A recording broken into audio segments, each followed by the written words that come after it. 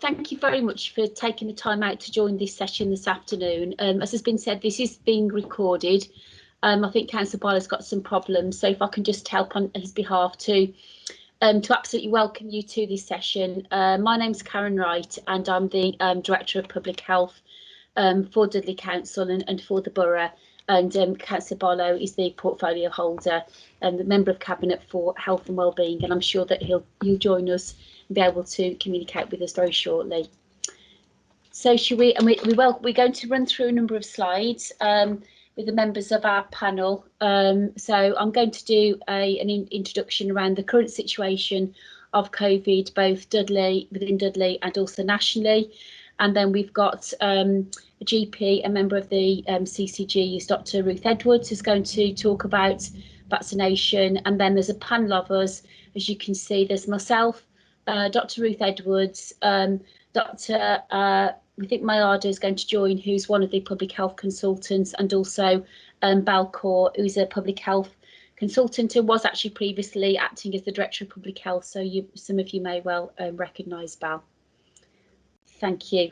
And the questions have been sent in by people, and we've collated them into groups. So we'll try and cover all the different areas of questions that you have been asking us. So just to look here that we've got the situation in terms of where we are with the number of cases of COVID within our community across the borough of Dudley. So the good news is I'm pleased to report that we are going in the right direction, that you'll see that so it's a 7-day case rate per 100,000 of our population, and we've got two curves here. The light blue is showing the overall population, and then the dark blue is actually the over 60s population. So you can see that we went extremely high early on this year actually, and then it's coming nicely down now to I think 206 per 100,000 population, which is good. The reason that we did go very high is because of the new variants, which are more transmissible. So we think that's probably one of the reasons across the whole of the country. But it's good that it is going in the right direction. But we mustn't be complacent. I think that's really important, because it could quite easily start to go back up. So I think what you've got here, it shows the position for Dudley with that 204 per 100,000 case rate for the overall population. Yeah, and how that's moving down. I think the important thing to draw from this is actually you can see how we really peaked over the previous few weeks. And how it's actually starting to come down, and that we're very much in a similar position to other backcountry areas, although in Dudley we are the lowest compared to other neighbours within the Black Country. As a region, the West Midlands got the highest case rate within the country. We were in second place. Unfortunately, we are in the highest position at the moment, and we're trying to understand what that is. It could do with the type of businesses that we've got, where people are more people having to go out to work and also working in closer environments. But things are starting to come down, which is really good news for us. Thank you. And what we can see here is that, so this is a map of the borough of Dudley, and basically the darker blue wards are those where we've got the highest case rate, and this does vary, and it's for different reasons, and it can be because we've got particular outbreaks in particular settings. It can be because there's been events that have happened within communities that have caused them to be spread, and it can be because within some communities there are people who there's more people who have to go out to work than in other communities, and therefore there is more risks that are associated with being out and about rather than being able to stay at home, which is clearly a message. If you can stay at home and only go out for essential journeys, that's absolutely what we wanted to be seeing. So currently the situation, we've got Castle and Priory has got the highest case rate. That wasn't the case about 3 or 4 days ago. So it does vary. The important messages from this for me are that absolutely we do continue to follow that hands, face, space message as meticulously as we possibly can. You know, it really is important. You know, your face covering, treat it like your seatbelt, treat it like your underwear as well. Don't touch the inside of it, and wash it every day. It's really important messages for us. But also absolutely making sure that we only go out for essential journeys when we need to. It's tempting to go out to get one thing and then something else, then something else. So think what we can do to reduce the number of journeys that we do go outside of our home, following that rules, and actually picking up on the access to lateral flow testing for those that do have to go out and about. But we'll come on to that in the questions later on. So if I can hand over now to Ruth, please, for the vaccination update. Thank you. Yes, thank you, Karen, and thank you for inviting me to join you today. I'm Dr. Ruth Edwards. I'm a GP in Brierley Hill and also the chair for Dudley CCG. So I'm just going to run through some basics about the vaccination programme, and then we know there's a lot of questions already come in, so I'm happy to go through those that have already been asked. If people do have more questions, what we thought would be good is if you can put them in the chat box. It's fantastic there's so many of you here today, but it does make it difficult to manage if people are using the hands up. So where possible, if we can put them in the chat box, and then I think one of our colleagues is going to collate those questions and try and raise my hand. Them. Okay, we've just got a bit of background noise. Karen, you can hear me all right though, can't you? Okay, yeah. So thanks. I'm just going to talk through the different ways of being able to access vaccinations. So we've currently got 3 ways of accessing them in our area. The first is a vaccination centre we've got running at the Black Country Museum, and some a couple of local pharmacy sites. We've got the GP-led vaccination service. You sometimes hear that referred to as the PCN vaccination service. PCN is primary care networks, and all our GP surgeries in the borough are working together in networks, so there's 6 or 7 surgeries working together. And then there's also hospital hub vaccination centres as well. Thank you. So within Dudley, we have 1 vaccination centre, one at Black Country Museum. We've got 6 GP-led, so I was trying to find a list of where they're at. So I was going to try and find that for you. We've got 1 at Northway Surgery that covers the Sedgley, Coseley, Gornal area. We've got 1 at the Fire Revivals Church, which covers Dudley and Netherton. The Spiritualist Church in Stourbridge to cover Stourbridge and the Wychbury area. King Swinford Community Centre is covering King Swinford and Wordsley. Bank Street Methodist Church is covering the Brierley Hill and Amblecote areas, and Felton Lane Surgery is covering the Hales Owen area.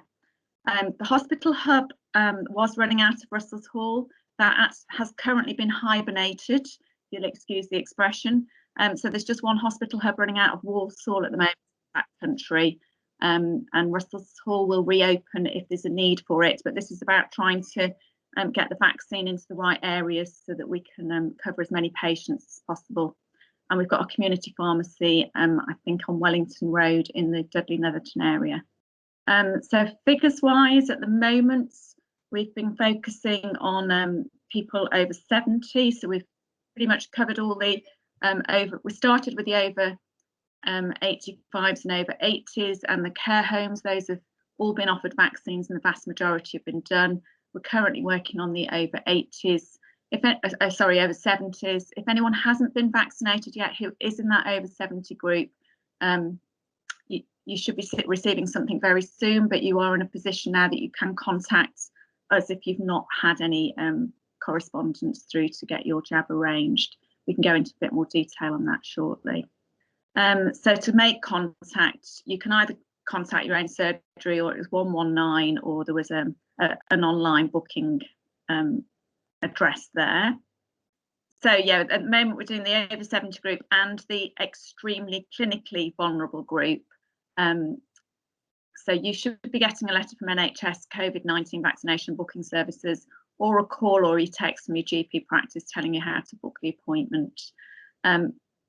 So the extremely clinically vulnerable is the shielded patients. If you've had a letter to say you are a shielded patient during the pandemic, then you are in that group of extremely clinically vulnerable. I can go through in a bit more detail when we get to the questions as to what those groups are.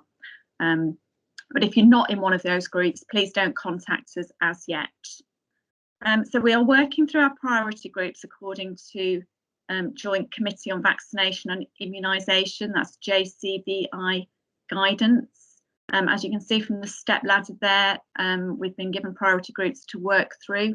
It's a little bit small, this one, but the top one is for the over 80s, but that priority group also included our residents in care homes and the staff that care for them.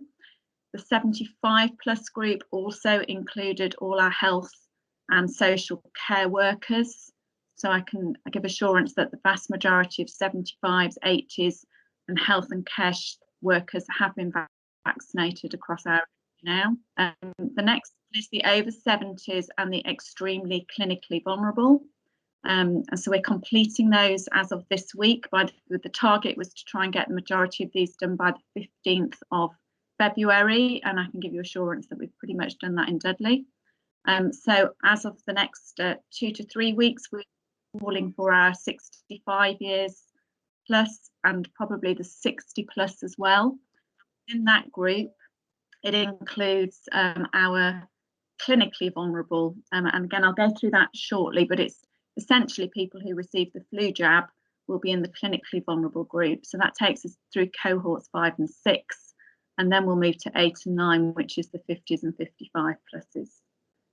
So figures wise, we have done 238,216 vaccinations across Black Country and West Birmingham, and all the eligible care homes have been offered the vaccination. There's 1 or 2 care homes where residents were poorly with COVID at the time they were due the vaccinations, so we're just mopping those last few up now, but pretty much all done. So this is a slide about prioritising the vaccine supply. The setup there is as we've got it at the Black Country Living Museum. So as I've said already, we're trying to get all the highest priority groups done by the middle of February. We've delivered the vaccine to a large proportion of health and care staff through the hospital hubs. We continue to follow the JCVI guidance and focusing our efforts on vaccinating those most at risk first. And the vaccine supplies are being prioritised for the GP-led vaccination services, vaccination centres and pharmacies locally. And we've just got the 1 hospital hub in Walsall offering the vaccinations at the moment. And then we, as well as continuing working through our cohorts, we will also beginning to start giving second doses. And these will be scheduled from the beginning of March. Because those patients that had their first vaccine in early January, well, actually some people had them in December, and they were scheduled 3 weeks later, but then the government did change the guidance to move the second dose to a 12-week time frame, so they will need to start in March, and we'll be doing that alongside getting other people to have their first vaccine. So I think, Karen, you're probably going to be directing the questions, but I know the first few coming through are very much aimed at myself as a clinician anyway, aren't they? So do you want me to post up now? If you could do, please, thank you. Yeah. So these are the questions that you've already kindly submitted. So I'll just work through these. The vaccine's been used in Dudley. We are using most of the vaccines that are currently licensed. So that's the Pfizer vaccine. That has the name Courageous. And this is the one that's the tricky to store one and quite a difficult vaccine to manage. This is the one that has to be stored at -70 to -80 degrees and only has a shelf life of 3 days once it's come out of that frozen environment. So when that arrives, we have to put clinics on and get that distributed within 3.5 days. The other one that we're using and increasingly using now is the Oxford AstraZeneca vaccine that has the name Talent. And this is a little easier to manage in that it's stored in the fridge, normal temperatures for a vaccine, and does actually have a shelf life of 6 months. Having said that, as soon as it comes in, we are getting it administered. Can you choose which ones to have? Unfortunately, no, that it just logistically not possible to give people choice. The only thing I would say, though, is where people have had severe allergies to a previous vaccine, we think the Oxford AstraZeneca one is probably the safer one to use for people that have had severe reactions. So we would make arrangements for that. If I can just move on to the ingredients of the vaccine. So the Pfizer vaccine contains this messenger RNA, which is a way of delivering a genetic message to our immune cells, and this is what then triggers an immune response if you then come into contact with this infection. As well as the messenger RNA, it includes some lipids or fats which form a case encase this messenger RNA. Now, one of these lipids is called polyethylene glycol, and this is the ingredient that can cause an allergic reaction. And polyethylene glycol is not in the other vaccine, so that's just the one ingredient that we need to be a little bit cautious about, that can very, very occasionally cause a severe reaction. I'll talk about how we manage the reactions shortly, but just the ingredients of the Pfizer. So we've got the messenger RNA, lipids around it. There's also some salts in it, which keep the vaccine at the correct acidity, and some sucrose helps us keep the vaccine at cold temperatures. And then the Pfizer one, we mix it then with a salt solution for administration. The AstraZeneca vaccine contains, again, some salts and sucrose, but the active ingredient for this one is a modified virus carrier, and that is what delivers the genetic code that then can recreate the coronavirus spike protein, which is what's needed to trigger the immune response. There are no human or animal products in either of the vaccines, and there's no common allergens in either of the vaccines. So there's no latex, milk, gluten, egg, maize, or nuts, which are the things that people most commonly react to. So for allergic reactions, because the Pfizer one has slightly more risk of causing a reaction, everyone after the Pfizer vaccine, we keep in the centres for 15 minutes for monitoring. For the AZ vaccine, we only keep people in the centres for 15 minutes if they're driving. All the centres have got emergency equipment, and all vaccinators are trained to manage allergic reactions, and every site will either have an experienced nurse or a doctor on site as well. But as far as I'm aware, we haven't had any significant reactions in any of our sites. So safety-wise, are they safe? Yes, I genuinely believe these vaccines are very safe. I understand people's anxiety that it appears to have been developed quickly, but the reason behind this is that many scientists and companies have been working together, and this is internationally, people have been working together. And usually we go through different phases when we're approving vaccines, phases 1, 2, and 3. And because so many people have been working on these, they've been able to combine some of the work and overlap these phases rather than having to complete each one of them in sequence. There's also strict regulatory requirements, as there is with all vaccine studies. And all the licensed vaccines have had trials of over 20,000 people. When will the 2 new vaccines be available? So the other vaccines that we are awaiting, there's the Moderna vaccine, which I think is due to be available in the spring. And then there's a Novavax vaccine, which I believe is later on in this year. And I've also heard that Johnson & Johnson are trying to make a single dose jab, so that will be easier in the future rather than having to have the 2 jabs that we do at the moment. Mixing of vaccines, I think that question is referring to, can you have one Pfizer and then one Oxford AstraZeneca? We're trying not to do that. I guess there could be occasional circumstances when it's necessary, and we don't think there'd be any adverse effect of doing that, but we are not trying to mix the vaccine. I think it's better practice to give people the same vaccines. So that's how we're trying to manage all the clinics. Side effects, the main side effects is pain around the injection site, possibly a little bit of redness. The figures are 70 to 90% of people getting that particular side effect. It's not severe pain though, it's a little bit of aching. So quite a lot of people will get that side effect. Other side effects are chills, fever, muscle aches and pains, joint aches and pains, tiredness and a headache. And those figures range between 15% and 60% of getting those side effects, but they literally only last for a day or two. Second dose, I think we've answered, it's 12 weeks after your first dose. And protection against the new variants, the research is still being done on that. We're fairly confident that the Kent variant is covered by the vaccines we're using, and there's more research being done on coverage of the South African variant. Thank you. Right, so priority groups. We've had quite a lot of questions about the priority groups. First one being, what is the difference between the extremely clinically vulnerable and the clinically vulnerable? So the extremely clinically vulnerable is the group of patients that have had shielding letters.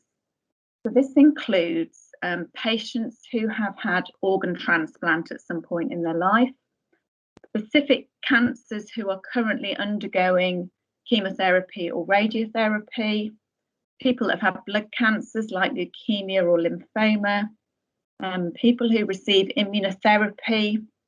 So this is some of the drugs that we use for things like rheumatoid arthritis and inflammatory bowel disease that really knock people's immune systems. Patients that have had bone marrow or stem cell transplants in the last 6 months, very severe respiratory disease like cystic fibrosis or very brittle asthma, and then other rare diseases that affect the immune system, people that have had their spleens removed, adults who have Down syndrome, adults who are on dialysis, and occasionally others where a clinician feels that someone's immune system is at such high risk that they should be in that shielding group. So that group of patients fit into priority 4, whereas the clinically vulnerable fit into priority 6. Bearing in mind we will be starting priority 6 fairly shortly as well. And these are the people that would routinely have been called for a flu jab, and they include your chronic respiratory conditions like asthma and COPD, chronic heart disease, chronic kidney disease, chronic liver disease, chronic neurological diseases, diabetes, other disorders that might cause immunosuppression that weren't covered in the first group, disorders of the spleen, morbid obesity, severe mental illness, adult carers, but we are still awaiting a definition from the government as to exactly how to define an adult carer, and also young adults who are in care homes. So that would be your clinically vulnerable. So following on from the questions, when will the 60 plus group be vaccinated? So that takes us down to cohort, I think it's cohort 6, possibly 7. So we'd be, the target is for everyone to be done by May. But as I say, we will be calling for the 65s and then 60s over the next 2, 3, 4 weeks. The teachers and nursery staff and shop workers, and I'm sure there'll be other questions about fire workers and police. At the moment, they would just be within their age priority group, or whether they've got a clinical vulnerability, unless we get further government advice, and we might well get further government advice on that, because I know there's a lot of discussion as to whether these workers who mix with a lot of people should be prioritised. So we just need to wait further information on that. Pregnant women and women who are breastfeeding, they certainly can have the immunisation. We've just got to be aware that we don't have long-term information on that. So, but generally it is felt that the benefit of having the vaccine is better than the risk of getting coronavirus. So we are immunising pregnant women and women who are breastfeeding if they choose to. Why is asthma in group 4 and 6? So this is because asthma is a spectrum. Some people have relatively mild asthma, some people have very severe asthma, but the asthmas that reach group 6 would be where patients have been admitted to hospital on multiple occasions, or severe exacerbations enough to have been on ITU, or possibly, depending on the combination of steroids, inhalers and other medications. If you're on very high dose medication, you might reach a group 6, but your GP or your respiratory clinician should be able to advise you on whether you'd be a group 4 or a group 6. How are the housebound being vaccinated? We've had teams, we've had what we call a roving model. Can I just check you can still hear me, because I've just got bad network quality come up on my screen. Yes, yeah, we can. Thanks, We Karen. hear you loud and clear. Brilliant. Thank you. So the housebound have been vaccinated by a roving model, and that's been staffed mainly by district nurses, community nurses. They've had to work in teams. They've been absolutely fantastic the way they've been around this. Our practice nurses have also been involved, but they go out in twos so that one person can check the dose and the other give the vaccination. And certainly the housebound over 80 have pretty much been completed, and then now working on housebound over 70. The carers I've mentioned, we're certainly doing some carers at the moment, people that receive carers allowance. And carers, we recognise there are many other carers who don't receive allowance, and as I say, we're just waiting for the government definition of this, because they will fit into the next couple of cohorts, so we need some clear guidance on that. Are there any more questions in my group? I think I might hand over at this point. I think Val or Karen, were you going to talk about progress? Do you want me to step in there? I might come back to you on some of these. Yeah, no, so I think overall, I think as Ruth, and thank you for that, it's a really good answers, really comprehensive answers there. So I think overall, absolutely, we're doing really well, and the teamwork that has gone in and the extra effort that everybody from our NHS, but also other colleagues, has gone into making sure that Dudley residents are being served really well, I think is absolutely fantastic, you know, and should be applauded. And really understanding where there are some barriers to people getting the vaccine, understanding what they are and what can we do to overcome them, which can be allaying fears, because some people are worried about it, practicalities around how to book my appointment, and we, you know, and within certain communities. So we're all working together to get the right messages out, to understand what the problems are, and really try our very best to overcome them, because it's in all of our interest and in the interest of every individual that has a vaccine that we roll this out in the way that we should be doing, and reaching everybody that you know, in each group, so that we get as many people vaccinated as possible, working through those groups to protect each other. So are we on track? I think we've heard that yes we are. In terms of where we're doing in particular areas, we actually can't share that information, but just to assure the people on the call that overall we are doing really well. And those areas where within certain groups where there has been some hesitancy, there was some reluctance to take up the vaccine, we're understanding what is that, what are the barriers, and how can we work with different communities to overcome that. And that's really important to us all, so that we haven't got any inequalities in terms of the groups that are taking up the offer of the vaccine. So I think we've heard about how it's rolling out into different groups. And if I can just add one other point, so the really important rationale behind the groups are the two key factors that put people more at risk of being severely ill, ending up in hospital and having loss of life, are age, and also having other comorbidities, so other illnesses as well. And that's why the prioritisation of those groups have come first, and the people who are working with those groups. And that's why determining who are in the next group of people gets quite tricky, because we know age remains an important predictor. And it's trying to figure out how we best do. But I think what's important is we're rolling it out as fast as possible through the combined efforts of everybody.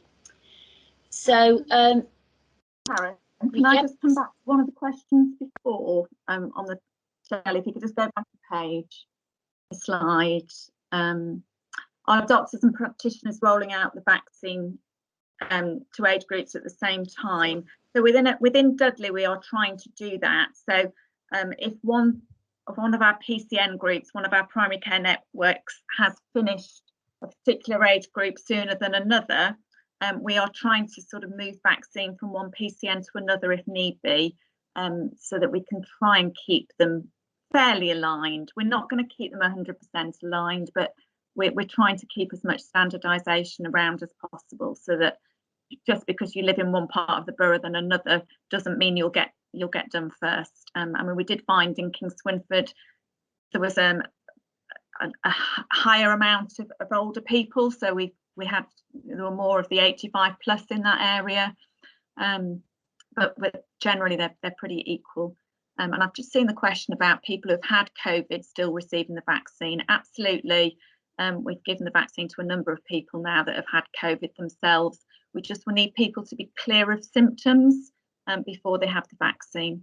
And certainly where one or two people have only very recently had it, they do seem to have a little bit more of a reaction if they've still got a bit of COVID in their system. So it doesn't need to be a full 28 days, but you do need to be free of symptoms. Thank you. Thanks for picking that up, Ruth. Can we move on to the next question, please? So do you still have to follow the hand space, face space guidance and ventilate? Absolutely. So we know that we've got good evidence around the vaccine actually protecting people from becoming COVID positive and also transmitting the virus onto somebody else. But it's not 100%. And if we work at on the basis that actually we still only got a small minority of our population who are vaccinated, so we still got high rates in our community.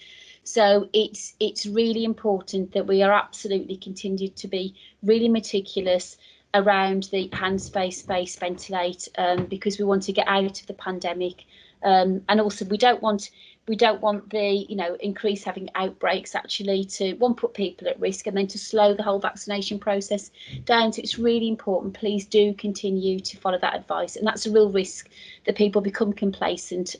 My mum's been vaccinated, she's had both of hers because of her age group, and I won't go and cuddle my mum. There's no way, I wouldn't dream of it, so I won't put her at risk in doing that. So can I meet my parents who've been vaccinated? We need to wait for the vaccine to be effective, and I would definitely wait until we've got more of our population who are protected, and that's the best way that you protect your parents, you protect yourself, and we help to get the rates down as soon as we possibly can and start to be able to come out of lockdown. Ruth? Oh, I was just going to say, I think we have to follow the lockdown regulations there, don't we? We do, yes. While lockdown is still on, we should not be meeting people outside of our bubble and family. Yeah. So concerns about the organisation at the vaccination centres with regard to monitoring the after effects of receiving the vaccine. There is a process whereby if people do have side effects, that they report those back. They can put that back into their GP. Is that the best way to do that, Ruth? If people have got side effects, shall I just talk through what happens when you get to the vaccine centre? So when you arrive at a vaccine centre, one thing we are finding is that a lot of people can turn up at once. So we do say, please don't arrive too early, because otherwise we have a problem with people not being able to social distance at the door. So just arrive in time for your appointment, not early. We are trying to have people monitoring outside to help people cross the roads and to try and encourage social distancing outside. But bearing in mind, it's very cold at the moment as well, so you don't want to be standing outside too long, and the volunteers have got quite a cold job standing out there anyway. So you'll come through the door, and then you'll be asked for your name, date of birth, and then hopefully we'll be able, if you haven't got your NHS number, it's not a problem, we can find your NHS number from your details. I think most centres are checking people's temperatures and just making sure they haven't got symptoms on arrival. But then pretty soon after that, you will be moved through into the vaccination room. And most people are then given a card with the name of the vaccine that they're receiving. And then you'll go and sit in one of the cubicles where the clinician or the vaccinator has a number of questions that they need to ask you. around symptoms, whether you've had COVID already, whether you've had any reactions to vaccines. There's six or seven questions to ask. We always ask whether you're on anticoagulants as well, blood thinners. You can absolutely have the vaccination on your blood thinners, but we would just need to press on a little bit longer to make sure you don't bleed. Put a bit of cotton wool on your arm if you're on blood thinners. So once you've received your vaccine, you then move through the room, and then there are chairs set out, socially distanced for you 15 minutes. Sit down, and we have another set of coordinators and volunteers that are timing the 15 minutes. And that's the sort of most crucial time. And then you usually exit via a different door to the one you've come through, because obviously we've got to be maintaining the distance for everybody. Because actually most people, this is their first trip out for a long time. You won't have come across rooms with people in for a long time, but we have to be aware that, you know, there is that potential for transmission in these sorts of environments. We are being really, really careful. Everybody who's working in the centre will be wearing the full PPE, face mask, and probably a visor as well. And obviously we ask everyone to attend wearing a face mask. And if you can manage without somebody coming with you, that's preferable. But obviously, certainly in the older age groups, most people have to have somebody attend with them. But it's just being careful not to have too many people grouped together in the room. So yeah, if you do get side effects, if they're just the minor side effects, that's fine. You might need some paracetamol. If they're significant, because very occasionally people might be sick, and then you might want to contact your GP if you're really not well with it. But if it's just side effects, that's fine. There is a scheme that we use for more significant side effects called a yellow scheme. So we do need, if you've had significant side effects, we do need to know about that. Although you can actually report those, you can report side effects yourself through the yellow card scheme as well. So yeah, I think that covers the vaccination centres and the monitoring. Thank you, Ruth. That's really helpful, because that's one of the questions I think that have been raised from community members, a fear that by going to get the vaccination that they would actually become COVID positive. And I think what you've done, you've really reassured us that there's fantastic measures in place. And everybody I've heard reported back, you said it's really good, people really good social distancing. And you know, because we tend to get a bit excited and I've got my vaccine, so it's great really that there's really strict measures to protect people, but a reminder, absolutely keep that space and follow the rules is really important. Thank you. So the next questions were about the tests, the test for essential workers. So we've still got the original tests, the primary, the PCN tests, which is they get sent off to the lab. Those centres are still in Dudley and across the borough, but I think this is actually referring to the new tests, which is the lateral flow. And that's basically where you do, it's a self test that you do, but you go into a room, and there's people who will hand you the kit, and you swab in your nose and your throat, and then you'll get that result back within about 20 minutes to half an hour. That doesn't have to go off to a lab. And what that will tell you is if you're actually infectious, and it's really important, and we're encouraging anybody that has to go out either to do essential trips for other people, and particularly those people who have to go to work, is to get that test twice a week.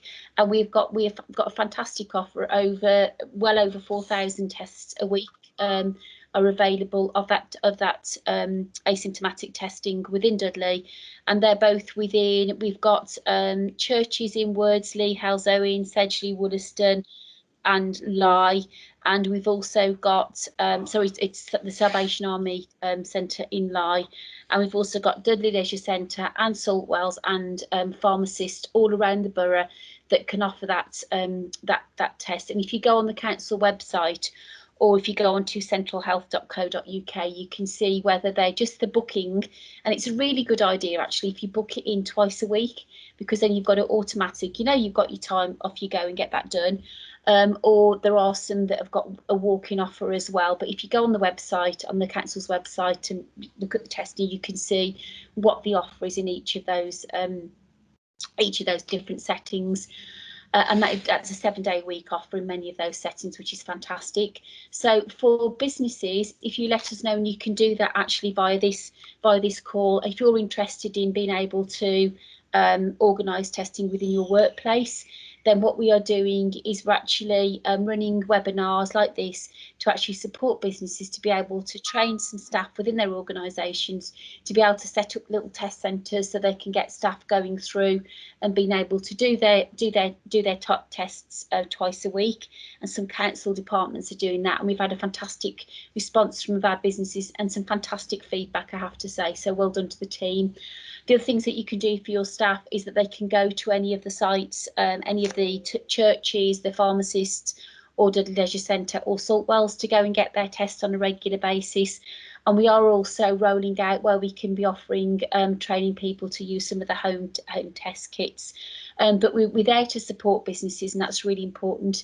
There is a government offer directly as well for large businesses, but within the council team, it's great if we work with you, because we do some really good training, and then actually you can keep in touch with us and share some good practice. So that's worked really well. I said I've had fantastic feedback. So my kind of take-home message for that is anybody who's going out to work, please book in. As long as you've got no symptoms at all, go and get your lateral flow done twice a week. Any symptoms of backache, feeling cold, unexplained tiredness, as well as the standard symptoms, go and get a PCR test and just go on the website to book one of those. So in terms of why we've got different rates of COVID in different areas, I think I covered that earlier.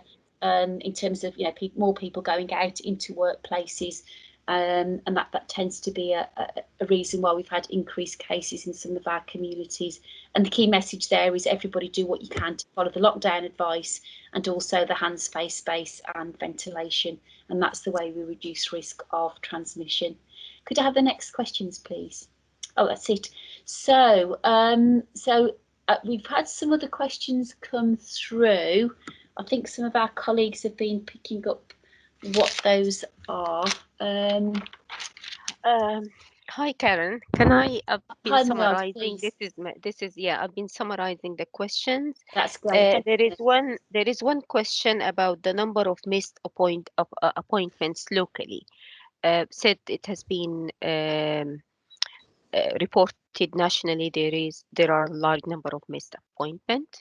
Should I come in on that one first, and then Ruth, you might want to chip. And I have to say, so I'm part of the as is my order, actually, the group with Ruth, and just to provide some reassurance to people on this call and to the residents of Dudley, that I think, again, through the partnership working and the fabulous working of everybody who's involved in this, that they've put really good mechanisms in. So if there are, and there haven't been many, if there are any late appointments that have become available because people haven't turned up or for whatever reason, then there's a system in process by which it could be staff that are in those priority groups will get called last minute to those appointments. So what I think, from my information, there are very, very few missed appointments, which I know hasn't been the same situation necessarily in other parts of the country. Do you want to add anything to that, Ruth, or anybody else?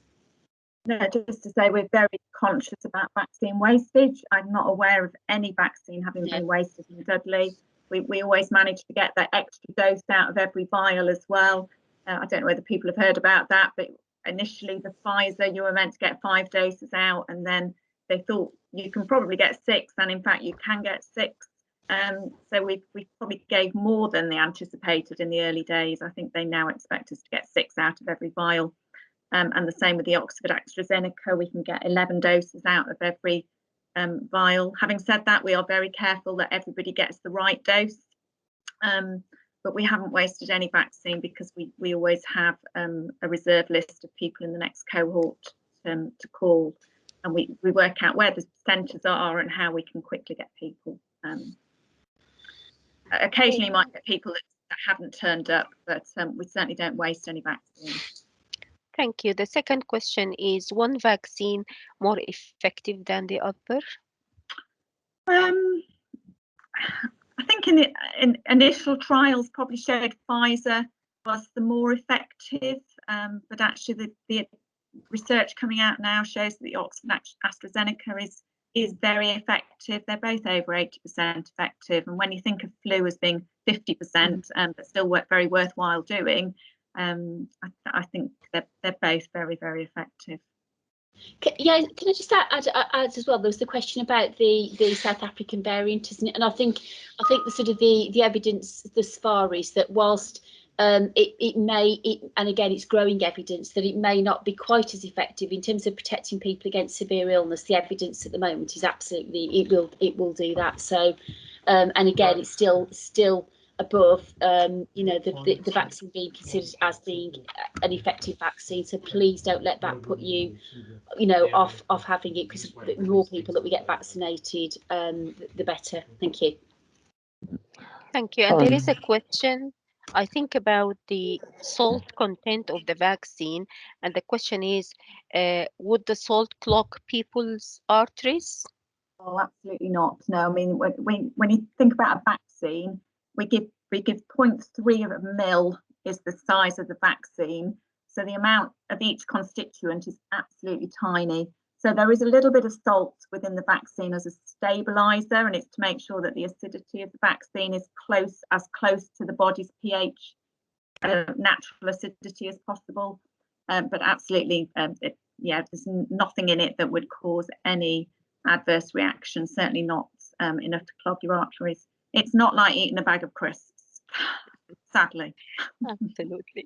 And a question on when can you have the vaccine after you had COVID? So yeah, I think I mentioned that. Once you're clear of symptoms, initially people were saying 28 days. It doesn't have to be as much as 28 days, as long as you're clear of symptoms.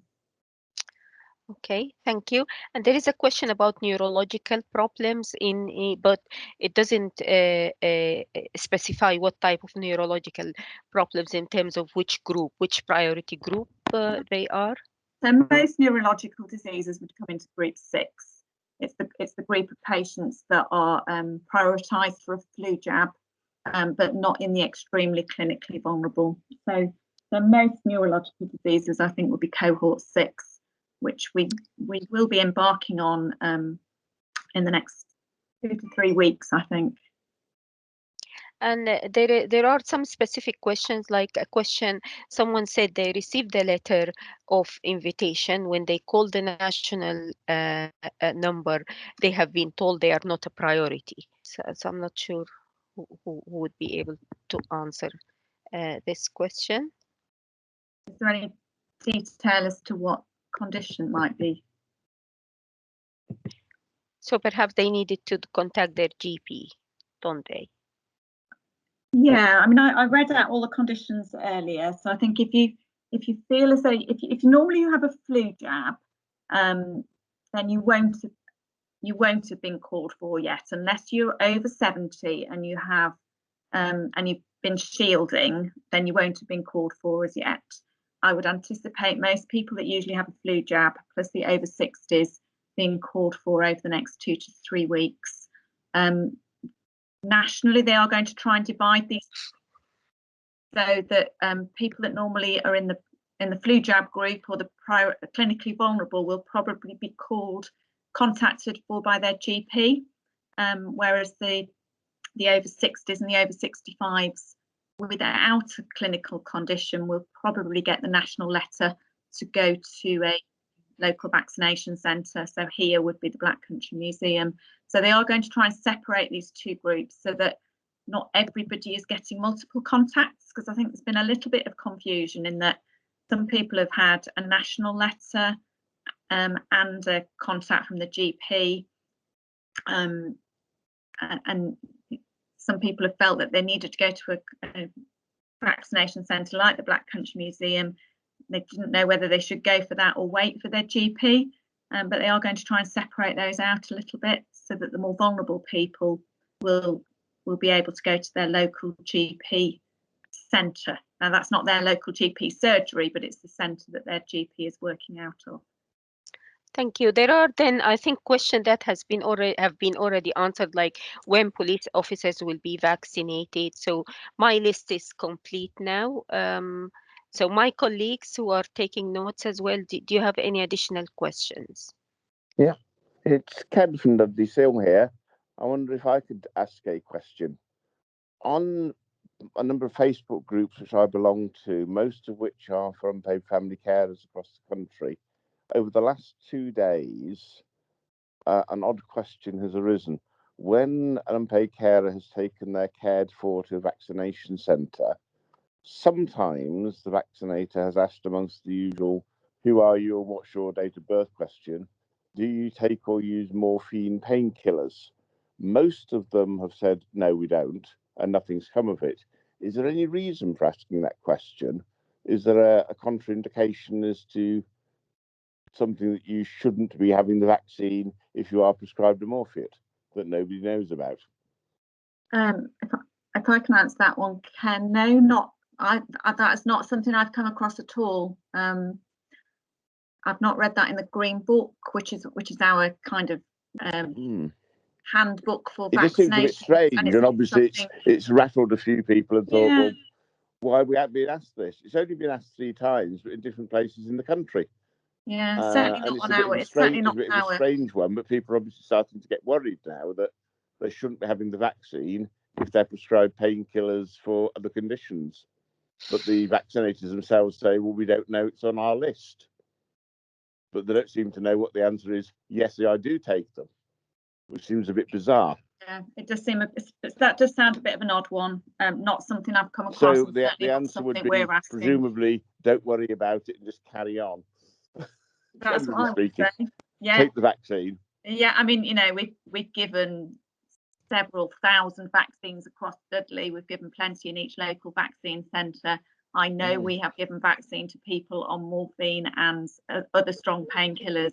There doesn't seem to be any problem. And then the contraindications. No, I'll post that back in the group, and I'm sure that will help them. Yeah, and thank you for allowing me to ask the question. I will be sharing my COVID story. I've been tested positive and ended up in hospital, so I will be sharing that with champions over the next few weeks. So please keep a lookout for that. I hope you'll find it positive. Thank you, Ken. Yes, thank you for your question, and thank you for doing that. I think that's really important. Thank you very much.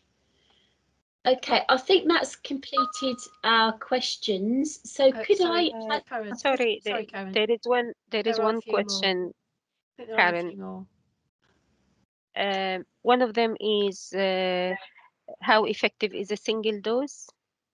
I can have a try answering that. So all the research was done on the effectiveness of 2 doses. So we know that a single dose provides good cover, but probably only for a certain length of time. And then you need, so I think in some of the vaccines it was 80%, and another one it was 60%. But then when you have the second vaccine, it improves the effectiveness. So that's why we're keen to give everybody a second dose, because we don't know how long a single dose on its own will be effective for. I guess we don't completely know how long a double dose is going to be effective for, because we might end up having to do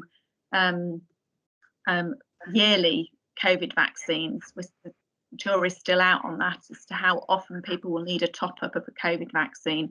But at the moment, we certainly need people to have 2 vaccines wherever possible. Thank you. And there is a very important question. It said, after the second dose is received, do we know when people can stop shielding, please? So shielding is part of the lockdown requirement. Anyone that is vulnerable enough needs to be shielding whilst the transmission rates are still high. Whilst ever we are in lockdown, it will be felt nationally that the transmission rates are high. So the vaccine does not stop people from getting COVID. It reduces the risk of getting COVID, and it reduces the severity of the illness, but it doesn't actually stop people from getting it. So I would not encourage you to stop shielding until we are out of lockdown and that advice is given nationally. As we still need to be really, really careful. And because the more people we get vaccinated, the safer we are as well. So it's not just about having your own vaccine, it's about us having as many people as possible covered with the vaccine to really try and suppress the transmission rate. Thank you very much. And I think, Yeah, I mean, no vaccinations aren't 100%. So absolutely, there is a really clear both public health and in every respect of it case for rolling out the vaccination programme, which absolutely has our support, and it's really important for us, for us to being able to get back to people be able to get back to normal. I think is really important, and be protecting people. Can I hand over now to Councillor Barlow to round off the session, please? Karen, just before, can I just come in one more thing? Yeah. Just noticed one of the question that Bill Weston has put in about the warning about scam emails for COVID-19 jabs. I think that is worth picking up on, because we know that there has been some scams and quite effective ones as well that are coming out on stuff that looks like it's from the NHS. So we do encourage people to be careful. But the main thing is you would never be asked for anything more than your date of birth and your NHS. You would never ever be asked for any financial details. So if someone asks you for anything financial, it's a scam. So I think it is worth sharing that warning that there is some scam stuff going on, mainly people trying to get money. So it's a date of birth, your name, and an NHS number that would be asked for from the correct channels. There is a last question about Down syndrome. They put down they are at profound risk of disability and are receiving the vaccine, but they are asking about what extra measures are you able to put in place to keep these people safe, given the increased risk? So I think the questions have disappeared now from mine. So adults with Down syndrome are group 4. They're the extremely clinical vulnerable. Milder disabilities, some of them don't actually even fit, would only fit into the age priority. So it's the measures around lockdown. It's the usual space, face, hands measures, and keeping your distance from people and not going out unless absolutely necessary. Councillor Barlow, would you like to come back in to round off the session? Thank you. Well, hopefully you can hear me now, Karen. Can you hear me yes, all right? Yes, we can. Yes, absolutely. All right, that's right. I got muted early, so apologies for not being right at the start of the meeting. I'd like to take this opportunity to thank everybody for attending this afternoon. It's been a huge turnout online, so we appreciate you taking your time out, and also for submitting some very useful, very informative questions to our panel. So I'd like to thank you all for attending. I'd also like to thank our officers at Dudley Council and also our NHS partners for their input this afternoon, and I hope they've answered their questions as best as possible. You will see on the screen there is a website link, and we also would ask you, if you can, to take some time out and to complete the survey, which I think you should have been issued with as well. So on that note, I'm going to close the meeting, and again, thank you all for your attendance this afternoon. I really do appreciate it. Thank you very much.